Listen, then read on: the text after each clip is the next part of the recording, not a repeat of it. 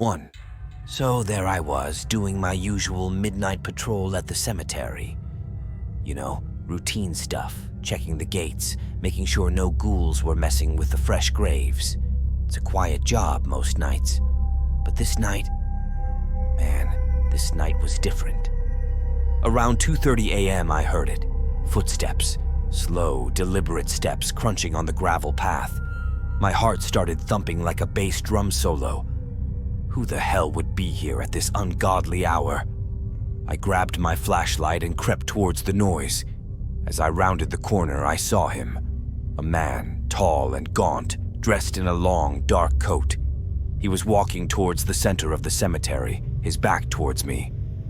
"Hey!" I shouted. "This cemetery is closed! You need to leave now!"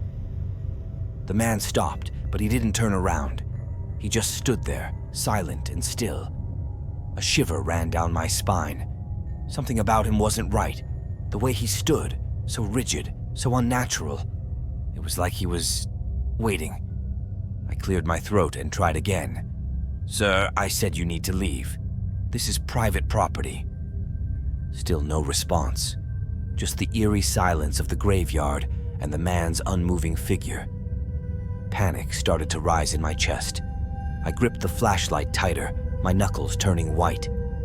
That's when I noticed it. His feet. They weren't touching the ground. They were hovering a few inches above the gravel. My breath caught in my throat. This was no ordinary man. This was something else entirely. My legs turned to jelly. I knew I should run, but I was frozen in place, my eyes glued to the floating figure. It didn't move, didn't make a sound, but I felt an immense pressure radiating from it, an overwhelming sense of dread. I must have passed out for a few seconds because when I opened my eyes, the figure was gone. Just like that. Vanished into the night. I didn't stick around after that.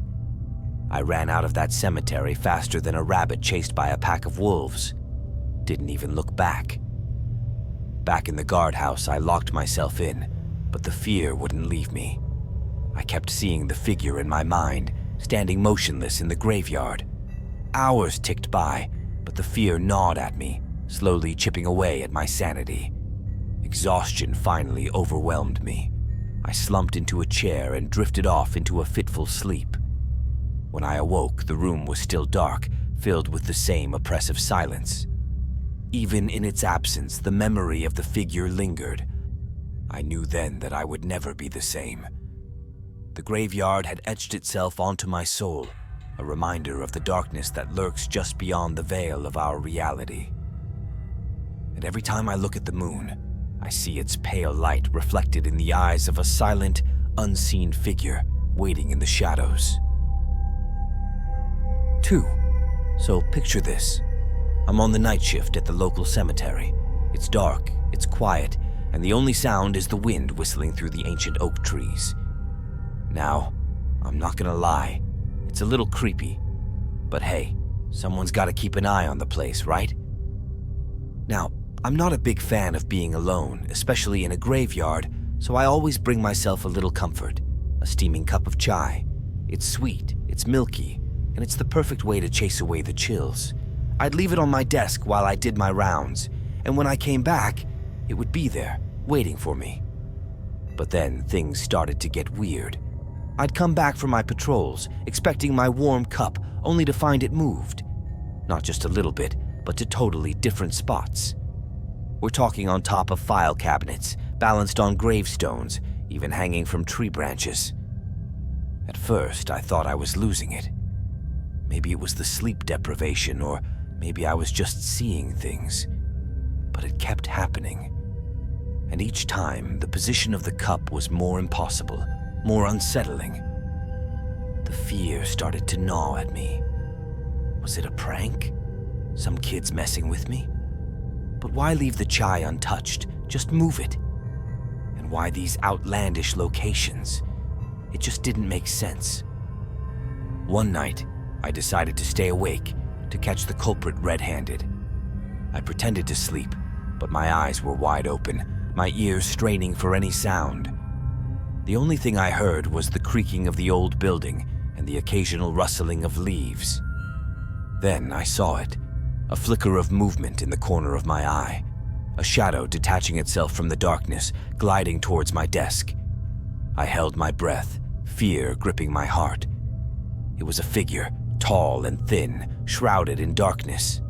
It reached for my chai, its cold, bony fingers brushing against the cup. But just as it was about to lift it, it stopped. The figure's head turned slowly towards me, and in the pale moonlight, I saw its face. Hollow eyes stared back at me, a horrifying grin stretched across its skull. Fear turned to ice in my veins. I screamed, a primal cry that shattered the stillness of the night. The figure flinched, startled, and in that moment of hesitation, it vanished into thin air. I never went back to that graveyard. Now, whenever I see a steaming cup of chai, I can't help but glance over my shoulder, a shiver running down my spine. 3. The graveyard was vast and silent, the only sounds being the wind whistling through the trees and the occasional creak of the old mausoleums. I was huddled in my little security cabin, trying to stay awake by reading a book. Suddenly, I was startled by a knock on the door. I jumped up, heart pounding, and opened the door to find a man standing there. He was tall and thin, dressed in a dark coat, and his face was partially hidden by the shadows. He explained that he had come to visit a family member who was buried in the cemetery, but he lived far away and couldn't wait until the next day. He asked me if I could show him where the grave was. I was a bit hesitant. It was late, and I was alone. But the man seemed harmless enough, and I didn't want to be rude, so I agreed to show him the way. We walked through the cemetery, the man leading the way. The further we went, the darker and more isolated it got. The wind seemed to pick up, and the silence was broken only by the crunching of our footsteps on the gravel. I started to feel uneasy. I didn't like where this was leading. The man's pace quickened, and he kept muttering to himself under his breath. I couldn't understand what he was saying, but it sent chills down my spine. Finally, I couldn't take it anymore. I stopped the man and told him I needed to get back to my cabin. He turned to me with a strange look in his eyes, a look that sent shivers down my spine. He said, "Come on, just a little bit further." I knew I had to get out of there. I turned around and started running. I ran through the cemetery, my heart pounding in my chest. I didn't look back. I just kept running. I finally reached my cabin and locked the door behind me. I was shaking all over, my breath coming in gasps. I called the police and told them what happened. They came to the cemetery and searched for the man, but they never found him. The following night, 2 new guards were deployed with radios and other safety tools. The man was never seen again. So, guys, what do you think happened to the man? Was he just a harmless visitor, or was there something more sinister to him? Let me know in the comments below. And don't forget to like and subscribe for more spooky stories. You never know what you might encounter in the dark of night.